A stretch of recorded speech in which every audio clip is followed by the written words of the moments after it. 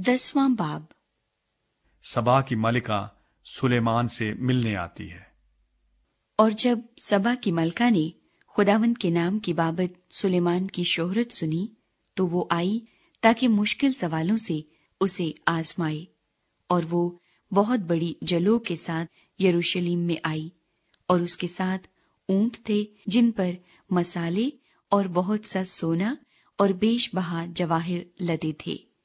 और जब वो सुलेमान के पास पहुंची तो उसने उन सब बातों के बारे में जो उसके दिल में थी उससे गुफ्तगू की। सुलेमान ने उसके सब सवालों का जवाब दिया। बादशाह से कोई बात ऐसी पोशीदा न थी जो उसे ना बताई।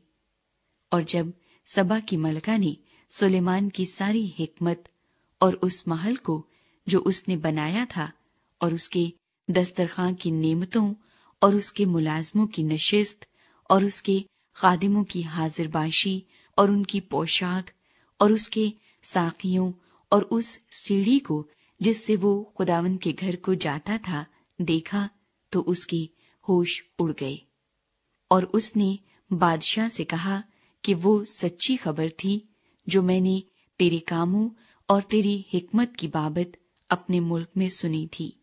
तो भी मैंने वो बातें बावर न की जब तक खुद आकर अपनी आंखों से ये देख न लिया, और मुझे तो आधा भी नहीं बताया गया था, क्योंकि तेरी हिकमत और इकबाल मंदी उस शोहरत से जो मैंने सुनी बहुत ज्यादा है।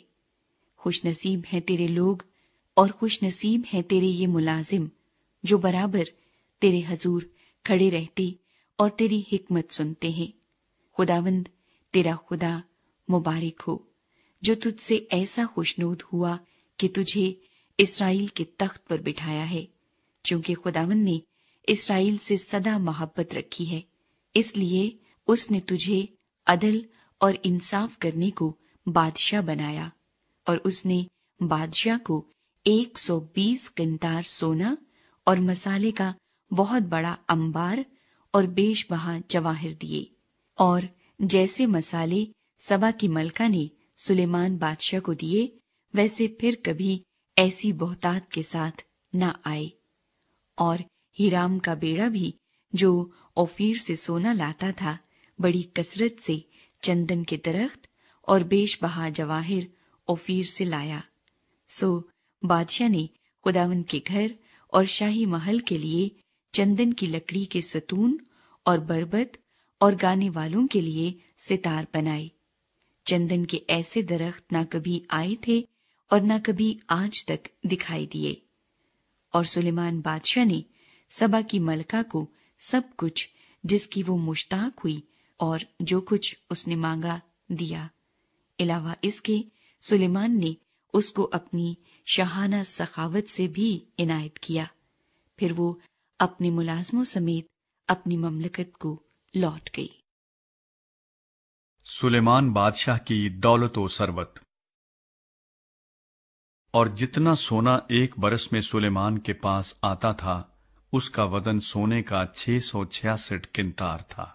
इलावा इसके व्यापारियों और सौदागरों की तिजारत और मिली जुली कौमों के सब सलातीन और मुल्क के सूबेदारों की तरफ से भी सोना आता था। और सुलेमान बादशाह ने सोना घड़कर 200 ढालें बनाई। 600 मिसकाल सोना एक एक ढाल में लगा। और उसने घड़े हुए सोने की 300 सिपरें बनाई। एक एक सिपर में 1.5 सेर सोना लगा। और बादशाह ने उनको लुबनानी बन के घर में रखा। मां सिवा इनके बादशाह ने हाथी दांत का एक बड़ा तख्त बनाया और उस पर सबसे चोखा सोना मढ़ा। उस तख्त में 6 सीढ़ियां थीं और तख्त के ऊपर का हिस्सा पीछे से गोल था और बैठने की जगह की दोनों तरफ टेकें थीं और टेकों के पास 2 शेर खड़े थे। और उन 6 सीढ़ियों के इधर और उधर 12 शेर खड़े थे। किसी सल्तनत में ऐसा कभी नहीं बना। और सुलेमान बादशाह के पीने के सब बर्तन सोने के थे और लुबनानी बन के घर के भी सब बर्तन खालिस सोने के थे। चांदी का एक भी न था, क्योंकि सुलेमान के अय्याम में इसकी कुछ कदर न थी। क्योंकि बादशाह के पास समुंदर में ہیرام کے بیڑے کے ساتھ ایک ترسیسی بیڑا بھی تھا۔ یہ ترسیسی بیڑا 3 برس میں ایک بار آتا تھا، اور سونا اور چاندی اور ہاتھی دانت اور بندر اور مور لاتا تھا۔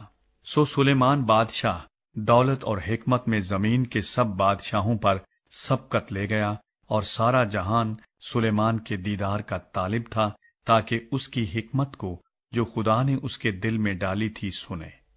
اور ان میں سے ہر ایک آدمی چاندی کے برتن اور سونے کے برتن اور کپڑے اور ہتھیار اور مسالے اور گھوڑے اور خچر ہدیے کے طور پر اپنے حصے کے موافق لاتا تھا۔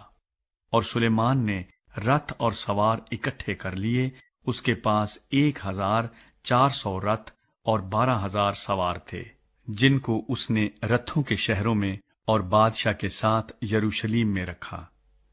اور بادشاہ نے یروشلیم میں افراط کی وجہ سے چاندی کو تو ایسا کر دیا جیسے پتھر، اور دیوداروں کو ایسا جیسے نشیب کے ملک کے گولر کے درخت ہوتے ہیں۔ اور جو گھوڑے سلیمان کے پاس تھے وہ مصر سے منگائے گئے تھے، اور بادشاہ کے سوداگر ایک ایک جھنڈ کی قیمت لگا کر ان کے جھنڈ لیا کرتے تھے۔